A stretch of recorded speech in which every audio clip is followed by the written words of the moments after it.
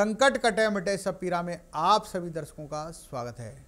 दर्शकों, आपने बहुत बार सुना होगा रसखान जी ने भक्ति की, सुदामा जी ने भक्ति की, प्रहलाद जी ने भक्ति की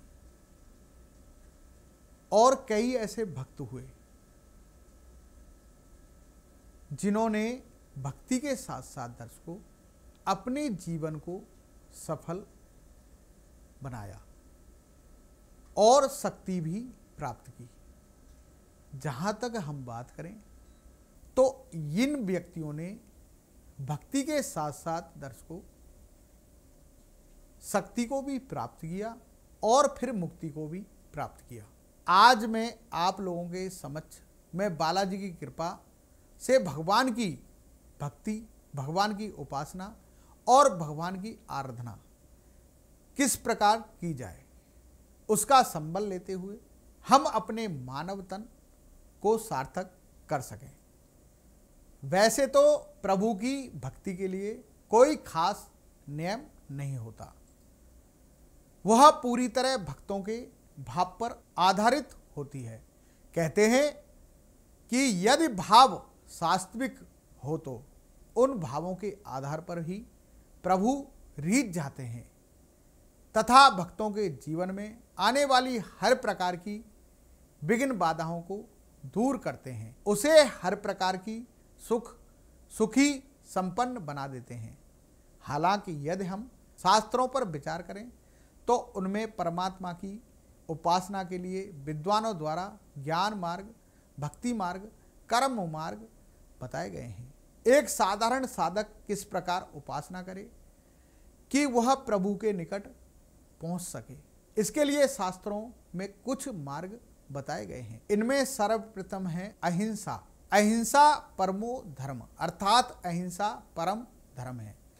मन, वचन और कर्म से किसी भी प्राणी के प्रति बैर भाव न रखना, वह प्राणियों से प्रेम रखना ही अहिंसा है।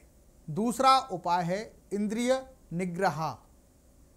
इसका अर्थ है मन को वश में रखते हुए शब्द, स्पर्श, रूप, रस और गंध आदि ज्ञानेंद्रियों के विषयों में आसक्त न होना।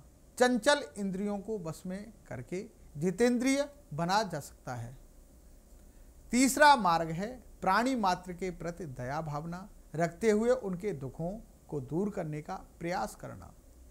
चौथा मार्ग है क्षमा। क्षमा वीरस्य भूषणम, अर्थात क्षमा वीरों की शोभा है, हमें क्षमाशील बनना चाहिए। पांचवा मार्ग है ज्ञान। नहीं ज्ञानेन सदृशम पवित्र महि विदते, अर्थात इस संसार में ज्ञान के समान मनुष्य को पवित्र करने वाला कोई अन्य साधन नहीं है।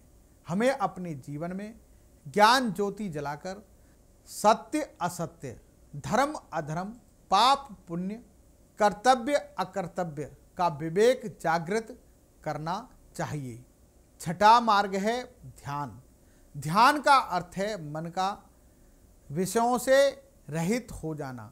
हमें अष्टांग योग यानी यम, नियम, आसन, प्राणायाम, प्रत्याहार, धारणा, ध्यान व समाधि में पहुंचने का प्रयास करना चाहिए। रामचरित्र मानस में कहा गया है, नवम सरल सव सन छल हीना, मम भरोस ही हरसन दीना।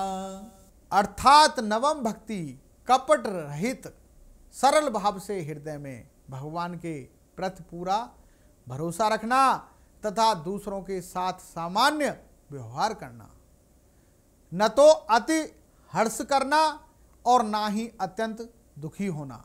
इस प्रकार की मन स्थिति में जो रहता है वह स्त्री पुरुष चाहे जो हो कभी भी इस संसार में कष्ट नहीं पाता तथा बालाजी की कृपा से भगवान राम के अनुग्रह से सांसारिक मोह माया से मुक्त हो भव सागर के दुखों से पार हो जाता है। अगर आप भक्ति को प्राप्त करना चाहते हैं या भक्ति का अनुभव करना चाहते हैं तो आप बांके बिहारी वृंदावन जाएं और वहां पर बरसाने में जाकर गोपियों का सार समझें और दर्शकों हर ब्रजवासी की भावना देखें। आपको पता चलेगा कि हमारे गोपाल जी को, हमारे कृष्ण जी को, हमारे मधुसूदन को, हमारे बांके बिहारी को, हमारे वासुदेव को लोग किस किस प्रकार पुकारते हैं। बांके बिहारी लाल की जय। जय श्री राम, जय श्री बालाजी, जय श्री बालाजी।